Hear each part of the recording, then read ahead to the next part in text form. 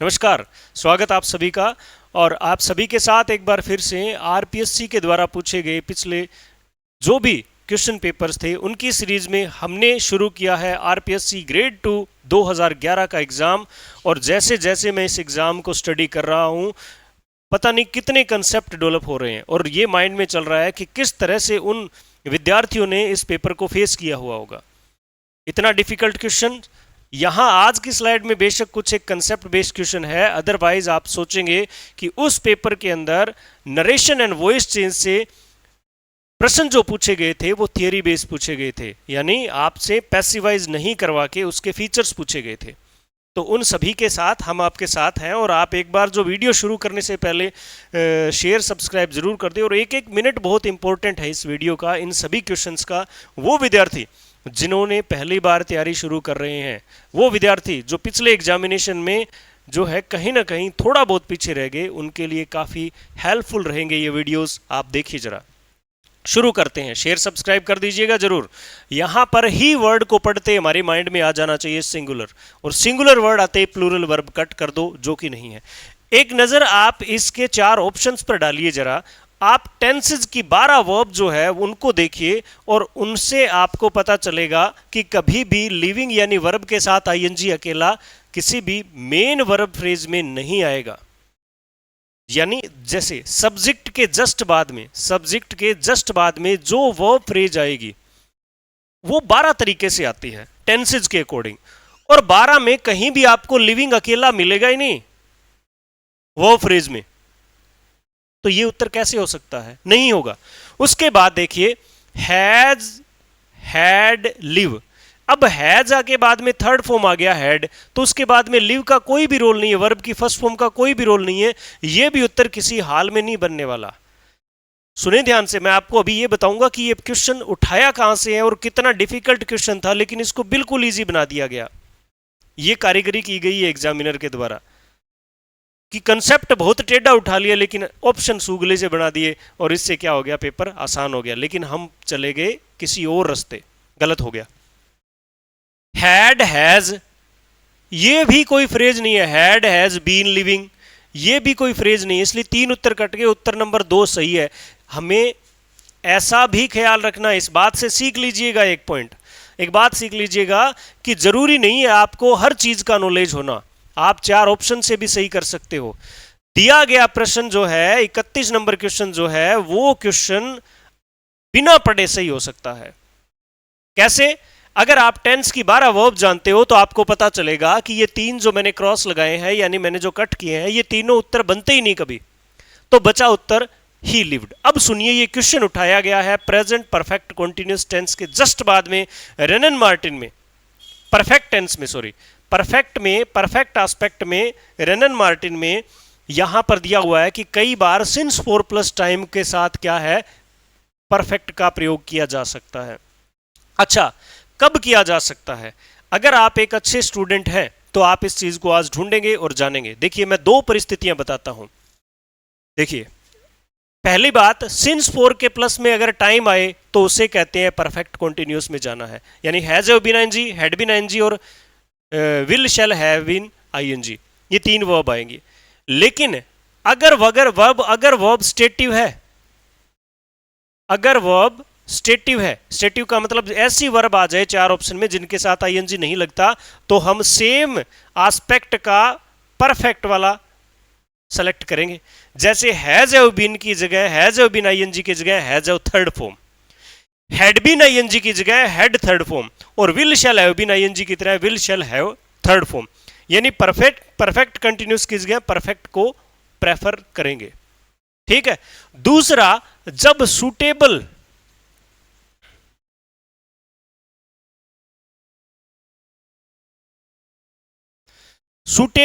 Verb नहीं दी हुई, दिए गए ऑप्शन में यही रूल लगता है क्या कि सिंस 4 टाइम आ गया तो परफेक्ट कंटिन्यूअस होना था, लेकिन 4 ऑप्शन में कोई भी परफेक्ट कंटिन्यूअस की बीन आईएनजी वाली सूटेबल वर्ब है ही नहीं। तो हमें क्या करना पड़ा, परफेक्ट सेलेक्ट करना पड़ा। समझ लीजिए इस बात को, एक्सेप्शनल केस है लेकिन बहुत ही साधारण तरह से प्रेजेंट किया गया है।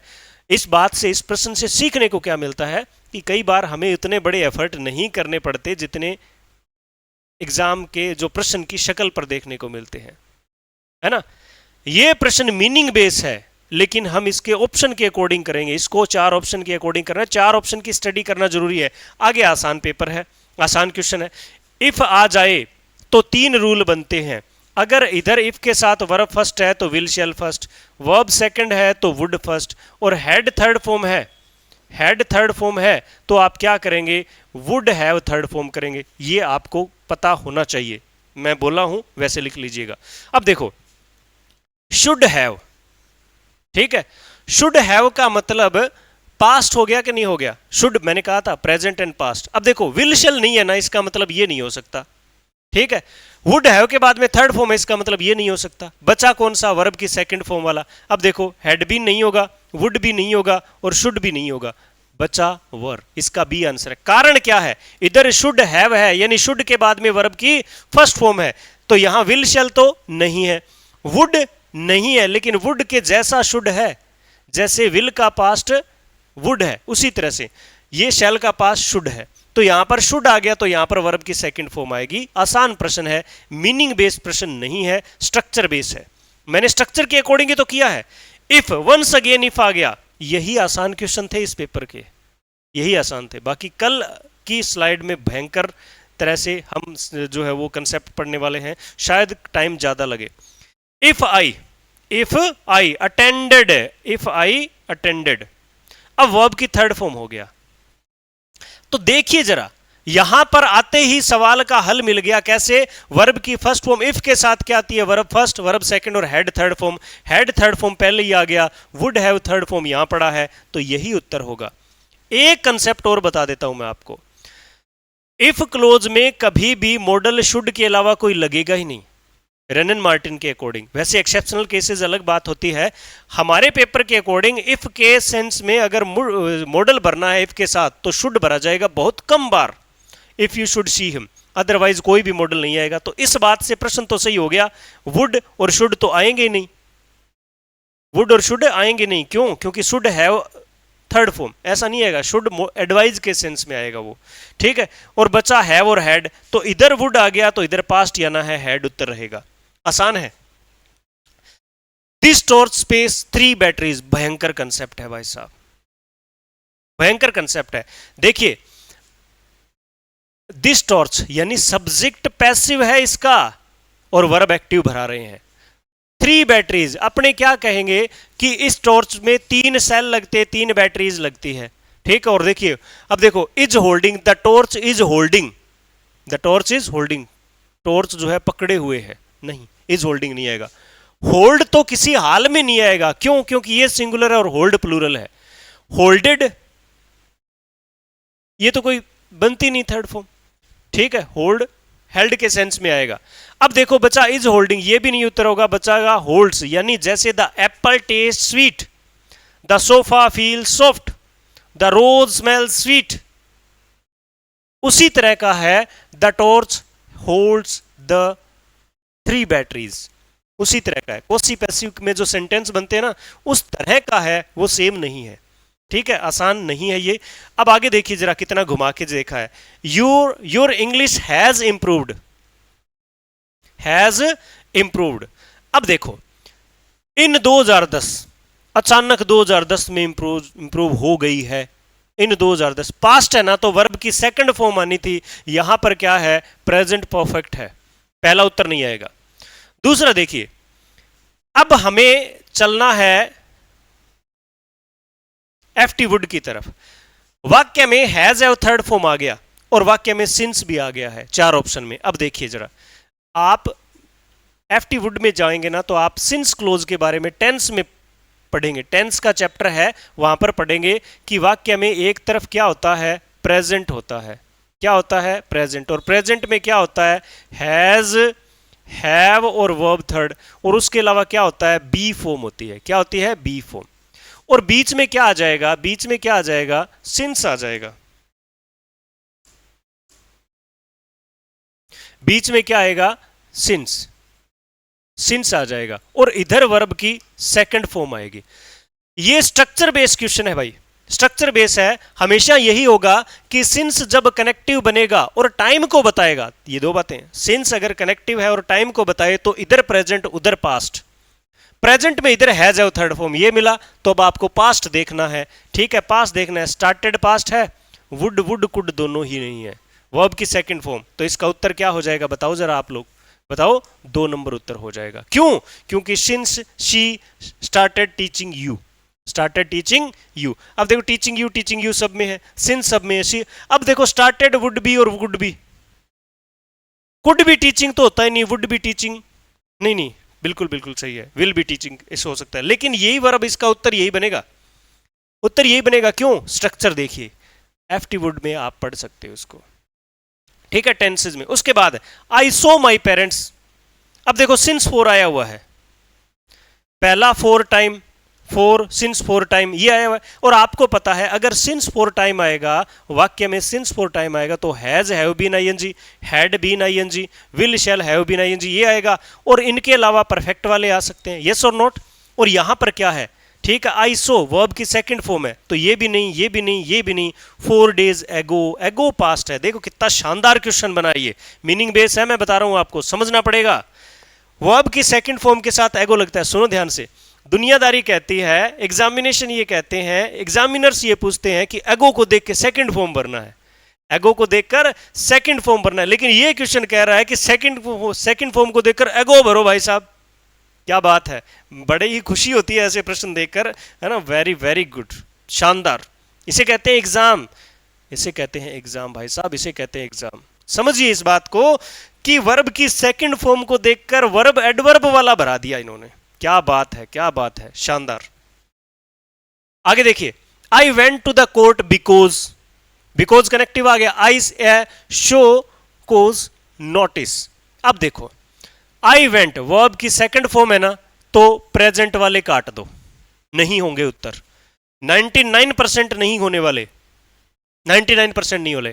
अब रिसीव्ड और हैड रिसीव्ड में क्या आएगा, ठीक है, मैं वहां गया, ठीक है, क्योंकि मैंने रिसीव्ड किया या रिसीव कर लिया है, यहां पर आएगा हैड थर्ड फॉर्म, क्या आएगा, दोनों ही टेंस के हैं, लेकिन क्योंकि मैं गया, क्योंकि मैंने वहां से ये कर लिया था, रिसीव कर लिया था, ठीक है, तो यहां पर हेड थर्ड आएगा, रिसीव्ड क्यों नहीं आएगा, दोनों की जाने की और इनकी सेम टाइमिंग नहीं है। मैंने एक वीडियो में क्लियर किया है आपको कि जब दो पास्ट की वर्ब में आप कंफ्यूज हो जाओ तो टाइम शो करना है, टाइम देखना है। आगे चलिए, इन, अब देखो मैं इस क्वेश्चन को बड़ा ही जो है शानदार तरीके का मानता हूं, बहुत ही सामान्य बात पूछी गई है, लेकिन इतना बड़ा क्वेश्चन देखकर आधा को कालजो हाल जाए भाई साहब, देख लेना एक बार आप इन क्वेश्चन, अगर आपको ये क्वेश्चन अच्छे लगे तो एक बार स्टेटस लगाएं जरूर आप, अगर ये एक्सप्लेनेशन आपको अच्छा लगा है, ठीक है, तो आप एक बार इसको स्टेटस जरूर लगाएं और 2-4 ग्रुप में जरूर शेयर करें। और बता दूं आपको, इसी तरह से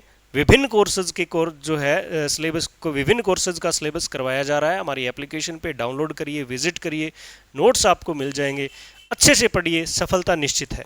देखिए डायरेक्ट स्पीच में क्या होता है, डायरेक्ट स्पीच में, इनडायरेक्ट नहीं डायरेक्ट, कौन सी, जिसमें he said to me, comma, inverted comma वगैरह वगैरह होता है। देखिए कोटेशन मार्क्स, कोटेशन मार्क ये होते हैं inverted commas, are placed at the end of the sentence, सही बात है, ठीक है, quotation mark are placed at the end of the sentence, quotation marks are placed at the end of the sentence, और quotation mark are, समझ गए होंगे, यानी पहला ये 10 एक शब्द जो है एक सभी में एक से है, after full stop, comma, question mark and mark of exclamation, कहते हैं, ठीक है, I am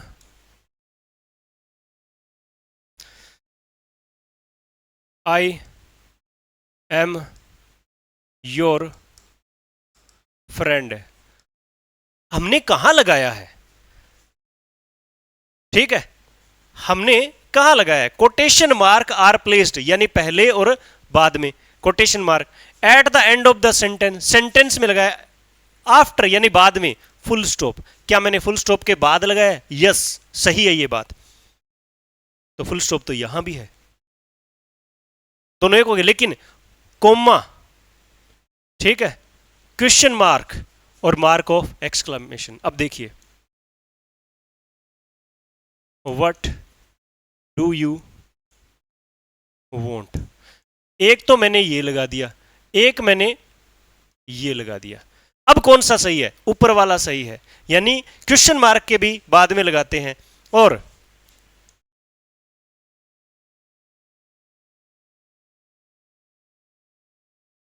what a man,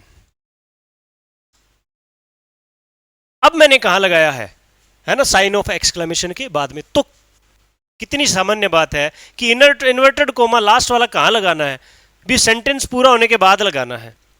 तो आपको ये सारी बातें देखनी है ना, यही सही उत्तर है। और इसी को एक्सप्लेन करके लिखा हुआ है, इसमें फुल स्टॉप का लिख दिया, इसमें क्वेश्चन मार्क का लिख दिया और इसमें मार्क ऑफ एक्सक्लेमेशन का लिख दिया।